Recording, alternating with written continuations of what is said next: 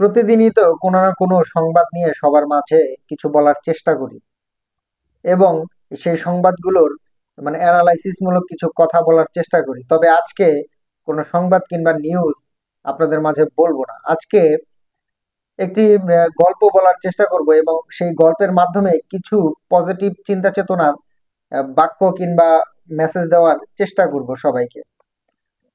তো শ্রেণী কক্ষে শিক্ষক ছাত্রছাত্রীদেরকে শিক্ষা দিচ্ছেন।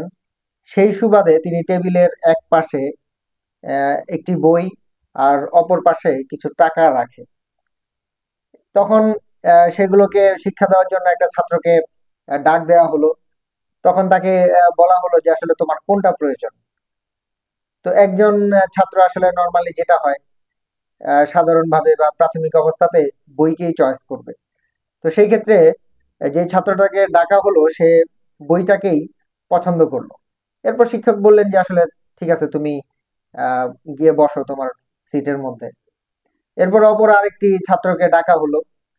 তো সে এসে টেবিলের সামনে দাঁড়ালো। শিক্ষক বলল আসলে তোমার কোনটা পছন্দ। তখন ছেলেটি আসলে এই টাকার উপরে হাত দিল এবং সে বলল যে আমার এইটা প্রয়োজন। তো এরপরে বললো যে আসলে তুমি তোমার বেঞ্চে বা সিটে গিয়ে বসো। তো এরপরে শিক্ষক যখন আহ, ছাত্রটি বেঞ্চে গিয়ে বসলো তখন শিক্ষক সেই ছাত্রকে দাঁড় করালো এবং বলল যে আসলে মানুষের তো আসলে জ্ঞানটা বেশি প্রয়োজন, এভাবে বোঝাতে চেষ্টা করলো। এবং সর্বশেষ যেই কথাটি বললো সেটি হচ্ছে যে শিক্ষক বললেন যে আমার যদি কোনো পছন্দনীয় বিষয় থাকতো তাহলে আসলে আমি জ্ঞানকেই পছন্দ করতাম। তো তুমি কেন এই টাকাকে পছন্দ করলা? তো সেই ক্ষেত্রে ছাত্র উত্তর দিল যার যেটার অভাব। তো এই কথা দ্বারা এটাই বুঝাইলো যে আপনার ছাত্রীচারকে যে আপনার জ্ঞানের অভাব, আপনার জ্ঞানের প্রয়োজন, আমার টাকার অভাব, আমার টাকার প্রয়োজন। তো এই কথার দ্বারা আসলে যেটা আমি বোঝাতে চাচ্ছি, সাম্প্রতিক সময়ে ফেসবুক বা সোশ্যাল মিডিয়াতে ইয়াসিন আরাফাত অপু ওরফে অপু ভাইয়ের একটি ভিডিও কিন্তু ভাইরাল হয়। সেটা হচ্ছে ল্যাম্বরগিনি গাড়ি কেনার ক্ষেত্রে সে 2 কোটি বা 3 কোটি টাকা দিয়ে ল্যাম্বরগিনি গাড়ি কিনছে। এটা নিয়ে সামাজিক যোগাযোগ মাধ্যমে কিন্তু ব্যাপক পরিমাণ আলোচনা সমালোচনা এখন কিন্তু চলতেছে।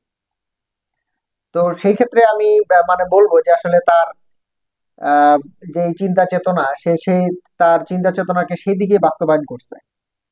এতে করে সেটা তার লাভ হয়েছে। যাদের জ্ঞানের দরকার বা তারা হচ্ছে আহ জ্ঞানের উপরে নিজেদেরকে বিলিয়ে দিচ্ছে। তো এখন আমার মূল কথা হচ্ছে ল্যাম্বরগিনি কার কেনাকে কেন্দ্র করে বা অপু ভাইকে কেন্দ্র করে কিন্তু সামাজিক যোগাযোগ মাধ্যমে যে পোস্টটি সবচাইতে বেশি ভাইরাল হয় সেটা হচ্ছে পড়াশোনা করে কি হবে যদি অশিক্ষিতরা বা মূর্খরা কোটি কোটি টাকার মালিক হয়ে যায়, সেই ক্ষেত্রে পড়াশোনা দিয়ে কি হবে। আসলে যারা শিক্ষায় শিক্ষিত আছেন বা শিক্ষা সমাজের মধ্য দিয়ে আছেন, আসলে তাদের বলবো আপনার যদি জ্ঞানের অভাব থাকে তাহলে আপনি জ্ঞানের দিকে যান, আর যদি টাকার অভাব থাকে তাহলে টাকার দিকে যান। কারণ অপু সেটাই করছে। যেটা তার টাকার অভাব ছিল সে টাকাকেই বেছে নিছে। বা শিক্ষাগত যোগ্যতা তার তেমন নাই, সে নিজেই স্বীকার যায় যে সে মূর্খ, সেটাতে সে নিজেই বলছে। এবং তার যেই মেয়েকে নিয়ে সে লাইফ লিড করতেছে সেটার ব্যাপারেও তিনি কিন্তু একটা ভিডিওতে প্রকাশ করেন যে সেখানে বলা হচ্ছিল যে আসলে আমার পরিবার তো আমাকে এই শিক্ষা দেয় নাই, কিন্তু বাট আমি ব্যক্তিগতভাবে এগুলা করতেছি। সেটা তার নিজের দোষ, সেটা পরিবারের দোষ না। আসলে অপু সম্পর্কে যদি আমি কিছু পজিটিভ কথা বলতে যাই সেক্ষেত্রে বলতে পারি যে এক অপুকে দিয়ে কিন্তু সোশ্যাল মিডিয়াতে হাজার হাজার কন্টেন্ট কিন্তু তৈরি হয় এবং এর দ্বারা কিন্তু মানুষ বিভিন্ন কন্টেন্ট মেক করে বা তৈরি করে বৈদেশিক মুদ্রা কিন্তু অর্জন করতেছে। এক কথায় বলা যায় তার রোস্টিং ভিডিও যদি কেউ বানায় সেই ক্ষেত্রেও কিন্তু সেখানে সেই ইউটিউবারের কিন্তু ইনকাম হচ্ছে। এতে করে কি বোঝা যায় যে অপুকে দিয়ে কিন্তু অনেকেই উপকৃত হচ্ছেন, সেটা সমালোচনা হোক কিংবা আলোচনা হোক। তো সেই ক্ষেত্রে অপুকে নিয়ে যেভাবে আসলে মানুষের সমালোচনা চলতেছে, যে তাকে যেইভাবে নিন্দা করা হচ্ছে, আসলে এটা আসলে আমাদের সাধারণ সমাজের কোনোভাবেই কিন্তু উচিত না। তার তার কারণ হচ্ছে এই জন্যই যে সমালোচনা করে কি হবে, এটাই হচ্ছে মেইন কথা। তার সমালোচনা করে কি লাভ? এই অপু যে আসলে দেশের জন্য কোনো কাজ করবে না এটার কিন্তু গ্যারান্টি নাই।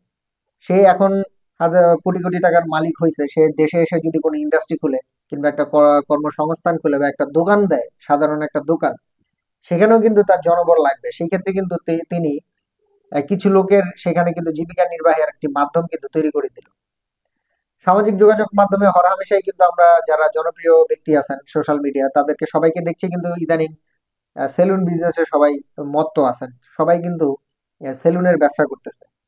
এতে করে একটা পজিটিভ যদি কথা বলা যায় বা দেশের ক্ষেত্রে, প্রত্যেকটা সেলুনেই কিন্তু ২, ৪, ৫ জন করে কিন্তু সেখানে লোক লাগে বা জনবল লাগে।